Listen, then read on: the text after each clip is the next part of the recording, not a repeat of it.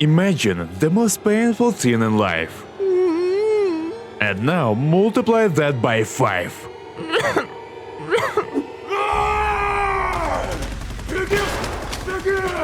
Asking any Tarkov player whether it's worth starting the game, you'll instantly receive a cry of pain. No, no! Well, in rare situations with insane laughter, you'll hear, Tarkov is an excellent game! I'll just do a few more raids now and everything will be fine! Cheaters? There are none! None! It's the haters' trickery! And then the orderlies will drag them back to the ward, where they'll continue to dominate everyone while sitting on D2 with grenade. But here's the question. If there are indeed so many haters, everyone screaming about bugs, desyncs, and the developers' complete mess, then why do people play Tarkov? Why are the ones who trash the game the more the ones who spend thousands of hours in it? Let's take horror movies as a basis. As someone who has rewatched an insane amount of them since childhood, I realized one thing. The lower the rating, the more awesome the craziness. And you sit wrapped in a blanket with a pack of popcorn,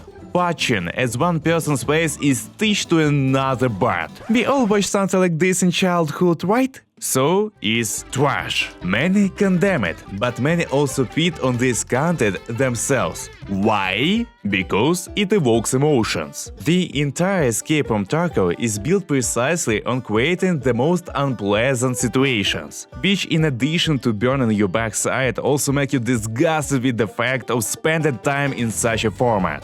Dark Souls, Cuphead, Bloodborne, they make you feel similar sensations. However, why does Dark Souls on Steam have 350,000 positive reviews and only 20,000 negative ones, which is about 5.5% bad, where most negative ones are either for fun or because the game is difficult. And for the same hard ups from the same developers, we see about 8,500 positive reviews and almost 4,000 negative ones, which is already 32%. Well, at least partly because the game is free to play. If you take Dota, there are 1.8 million good reviews and 400,000 bad ones. But that's only 18.5% of the total, which is twice as low as for hard ups. And this is despite the fact that hard ups is not as hardcore as Tarkov. It's more about shooting and running around. But even so, we see reviews saying that the AI in the game doesn't work well. There are cheaters and various mechanics are also underdeveloped. What would we see if Tarkov were on Steam? I'm afraid to imagine, because all these problems would be mixed with the severe hardcore. And now remember yourself in the first 2 hours of playing it, where you go into raid, lucky if you see anything at all, because no one warned you that going out at night would be put you in a very dark and scary place. And you get killed by a huge guy with a sledgehammer, screaming some phrases about 15 seconds after loading. Or when you start bleeding, trying to figure it out how to stop it, taking a bandage with you and sincerely wondering why nothing works. And most importantly, what are we even doing?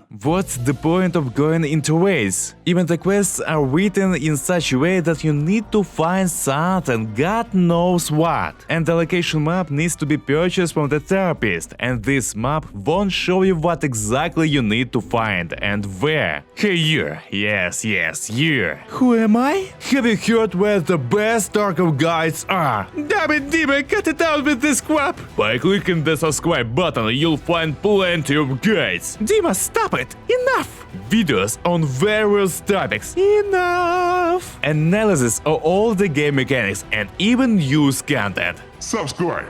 It's understandable why it's done this way. To make word of mouth work, people share and seek information everywhere, ask each other, etc. It's a working and effective scheme. But here's the answer why Tarkov isn't on Steam. Because 4/5 of the reviews would be negative, and people would just fund the purchase, not playing those same 2 hours. But from this arises the reason why people play Tarkov. At least because they've already paid for it, were scammed. And fortunately, if the game runs on their system. Yes, you heard right. There's a chance it won't run at all.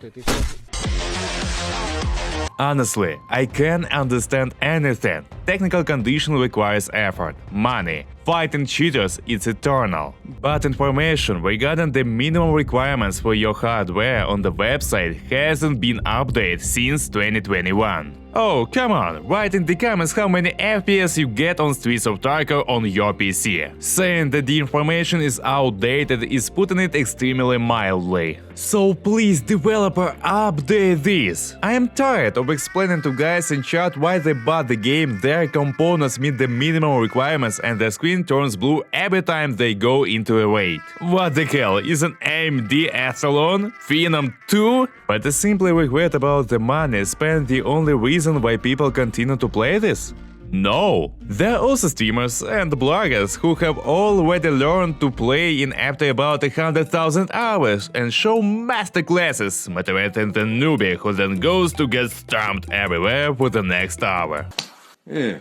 Because that's how long it takes to destroy the morale you've gained so easily. But okay, not everything can be so bad. Only on such lowly things can keep a person in the project. Otherwise, everyone else would repeat the same actions and make millions investing much less. Remember the day before. The game has a great idea. The project is unique in its combination of genres. Here you have grinding and conditional realism, and even Tetris built right into the stash, and most importantly, gun porn. Besides, even the graphics resemble the super popular Stalker. This isn't Fortnite, baby! A chance to lose everything with one wrong decision, and after a series of deaths, still extract the desired loot to your hideout, which will lie there until the next wipe, until Nikita scraps it out with his broomstick to take it home.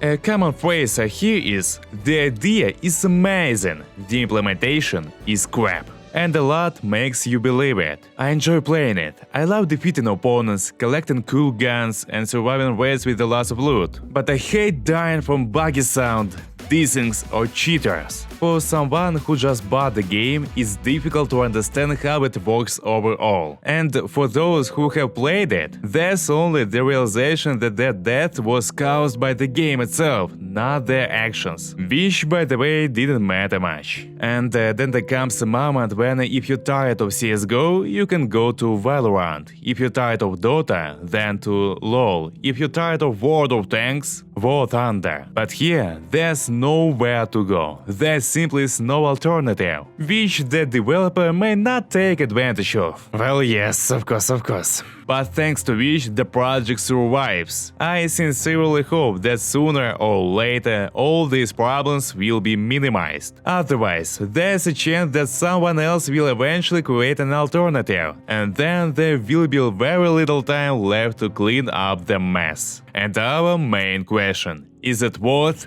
playing Tarkov? If you want to immerse yourself in an awesome atmosphere, fine-tuned weapon modding, raids where everyone fights for survival and it's not like Overwatch, and you can easily get killed by a single shot from any weapon, armor that you don't just put on, but choose and think about. A game where 80% of battle success depends on your decision, not just your aim. Then, yes. But only if you're ready to endure tons of flops, premature patch releases, and months of tweaking after their release, adding mechanics followed by a couple of bugs, and also lots of moments where it's not even clear what you did wrong, or if you did anything at all. Because for you, you are shooting at the enemy, but for him, you are just standing there drooling at the wall. And there's also a whole empire of earning money in the game, where tons of legitimate cheaters roam the locations. Maybe someday BG will introduce their unique anti-cheat, based on AI or something else, and not use Battle Eye, which obviously can't handle it. Otherwise, there wouldn't be so many crazy stories about guys who have not been banned for years. Write your opinion in the comments, whether it's worth or not worth playing Tarkov, and how much have you played it yourself, or why did you leave the game altogether. Good luck, see you next time, bye bye!